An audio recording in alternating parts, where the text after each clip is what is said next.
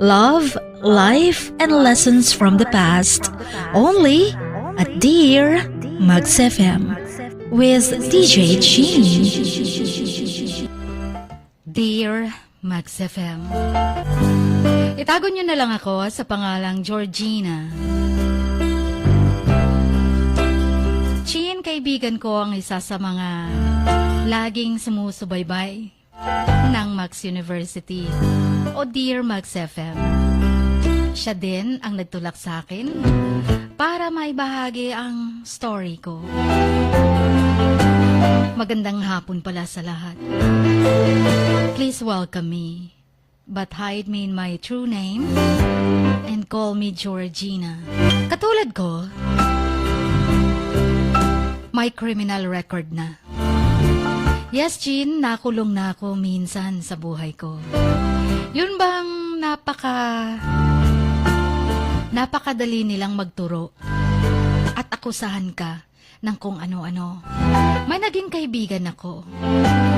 Oo, sa loob ng kulungan.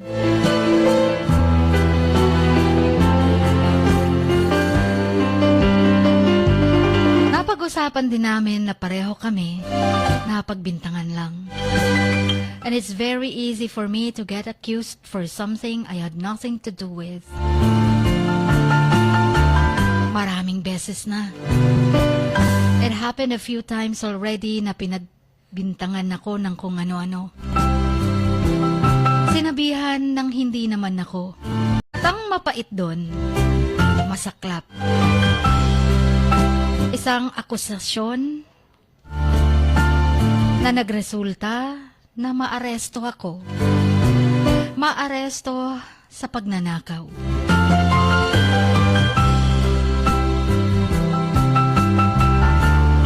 Pagnanakaw na hindi ko man lang naisip or na-imagine sa buhay ko na magnanakaw ako na isang singsing na nagkakahalagang 50,000 pesos. Alam mo yung hindi mo alam ang gagawin mo. Alam mo yung masusubukan mo ng makulong na hindi mo man lang na-imagine sa buong buhay mo. Okay lang sana kung talagang magnanakaw ako. Bukal sa loob kong magpakulong kung nahuli ako dahil kasalanan ko naman. Pero yung pagbintangan lang ako at walang ebidensya, and I spent the night sa police station dahil nga sa isang akusasyon na hindi ko ginawa. Alam mo yung kinabukasan, hindi mo alam kung meron bang pupunta at isi-save ka. Pero merong pumunta. At na-release ako the next morning. Yes, Jean. Dahil hindi naman talaga totoo ang akusasyon nila at walang ebidensya. Natuwa ako. Pero nasundan. Sa isang personal na rason.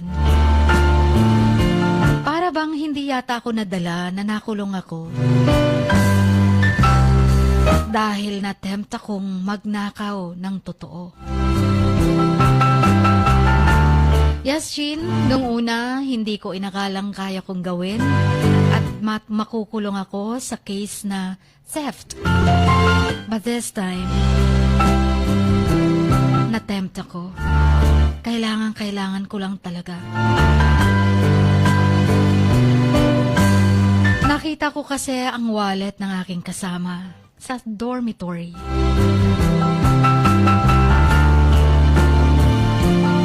At naengganyo akong nakawin ng pera niya.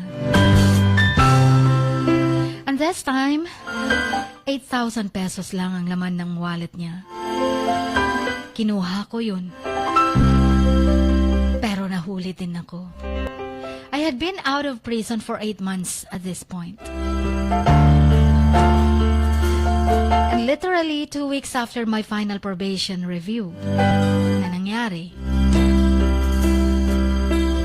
nakalabas ako, binayaran yung nanakawan ko ng mga magulang ko. nakalabas ako, hindi ako dumiretso ng bahay namin. Nahihiya na ako sa kanila. Hanggang I had finally managed to get a job sa isang kumpanya. Naglinis nun sa mga, alam mo na, isang motel or parang hotel din. Kapag matapos ng tulugan, ako ang naglilipit ng kanilang higaan. Naglilinis ng kwarto. Parang housekeeper ba? Hanggang unti-unti akong nakabalik back on my feet. Pero hindi pa rin ako umuwi sa amin dahil sa kahihiyan. Hanggang few weeks na nasa trabaho ako, nagkaroon kami ng client who was selling her house and wanted us to start deep cleaning. Bago pa, lilipat ang kanyang pamilya sa ibang bahay. At gusto niya, ang mga buyers, maka-move in quickly sa bahay na yon. And so we started cleaning room by room, wall by wall. Talagang nililinis namin yan. Hanggang sa may nakita akong painting doon, Chin, na naiwan sa bahay na yon. Marami pa namang paintings na nakasabit. Pero ang isang painting na malaking yun, ang nakatawag pansin sa akin. Alam ko ang painting na yon, hindi basta-basta. Mamahalin yun. At nalaman ko na lang, base sa mga sinasabi nila, nagkakahalagang 35,000 ang painting na yun. I thought, iniwan na yun ng may-ari. But in reality, it was taken for safekeeping lang. Sa company namin, may rules kasi, may policy to ensure that precious items were always removed before we clean that area. So kaya pati painting na-remove din. Policy which was in reality followed, but the register was not updated due to admin error. So hindi na-update kung ano yung mga precious items na na-remove sa bahay na yun. And I was assigned to clean that room. As I started cleaning it, I went home. The next day, I was called into the office by my boss. Nung pumasok na ako, Chi, nagtanong siya sa akin kung nakita ko ba daw ang painting sa room na yon. I said no. Nagagandahan ako sa painting na yon pero hindi ko kinuha. Sabi niya, huwag ka nang magmaang-maangan pa. Ikaw yata ang kumuha ng painting. Anyway, kung ayaw mong umamin, the cops will come here and talk to you. And soon, a fellow cleaner told me what happened. They thought that I stole the painting. Kaya daw siguro umuwi ako ng bahay ng maaga the night before. In reality, I had gone home early because I went to shift earlier on that particular day. At wala namang ibang dahilan pa. Anyway, dumating nga ang mga pulis. Ang daming mga tanong sa akin. Lahat ba ng mga sinasabi nilang circumstances, parang it looked like I was the culprit talaga. Sinasabi nila, parang ini-insist nila na ako talagang nagnakaw kasi ako lang daw talagang nagkaroon ng interest sa painting na yun. Hindi ba pwedeng pag nagtatanong-tanong ka lang at interested ka sa isang bagay, iko-conclude na ba na dapat ay ikaw lang ang may interest at may intensyon na nakawin yun? Alam ko na alam nila na nakulong na ako minsan sa pagnanakaw. Pero hindi ko na yun ginawa. Sabi ko nga, nagbabago na ako. At unti-unti na akong nakabalik sa mga paa ko. At gusto ko nang magbagong buhay. They finally asked if the owners wanted to press charges laban sa akin. Tapos nag-agree yung may-ari ng bahay. And I was arrested again. Yes, Jean. Sa pangatlong pagkakataon, nakulong ako. Sa una, akusasyon lang. Sa pangalawa, totoo na mga ko ang nagnakaw. Pero sa pangatlong ito, talagang pure na pagbibintang lang. Sobra akong nagulat, sobra akong nadismaya. Sobra akong na-frustrate dahil napunta na naman ako sa police station.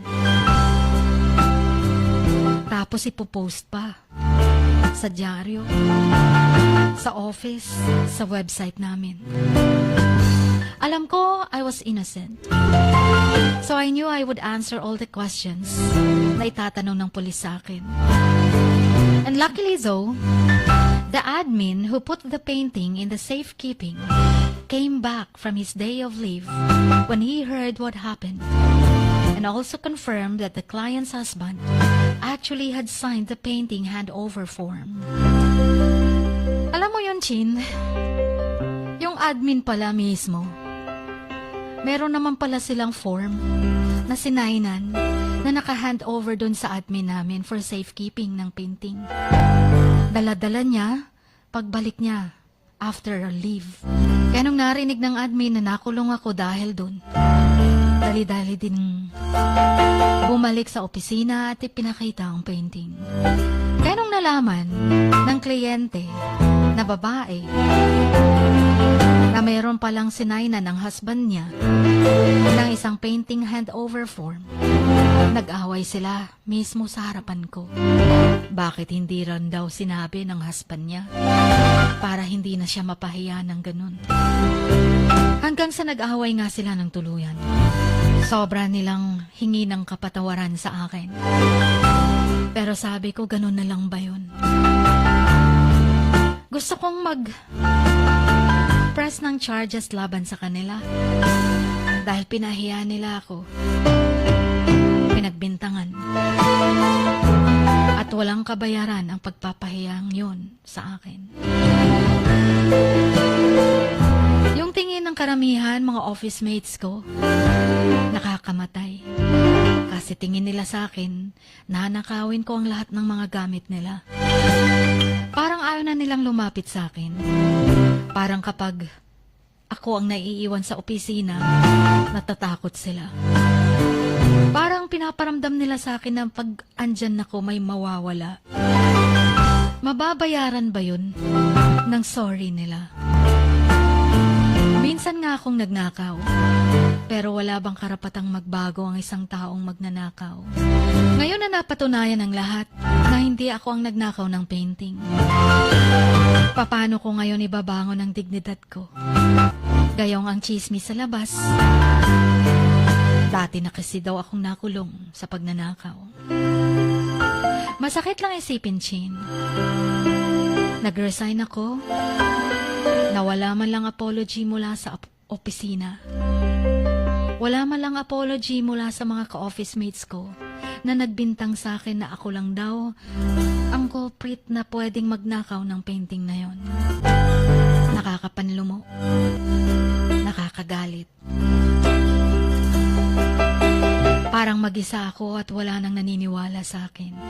Ngayong wala na akong trabaho, ay naghahanap na naman ako ulit ng trabaho.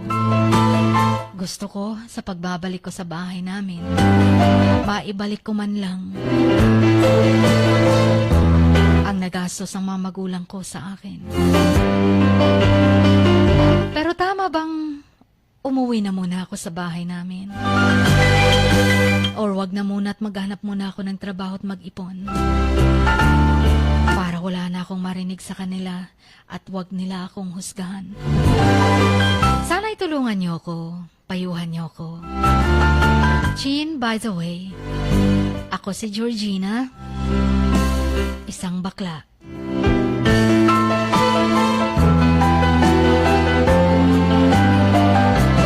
George man ang tawag nila sa akin sa umaga. Pero deep inside, kukonti lang nakakaalam, isa akong Georgina. Until here, maraming salamat sa pakikinig ng story ko at pasensya na sa kaguluhan nito. Ang inyong kamax, Georgina.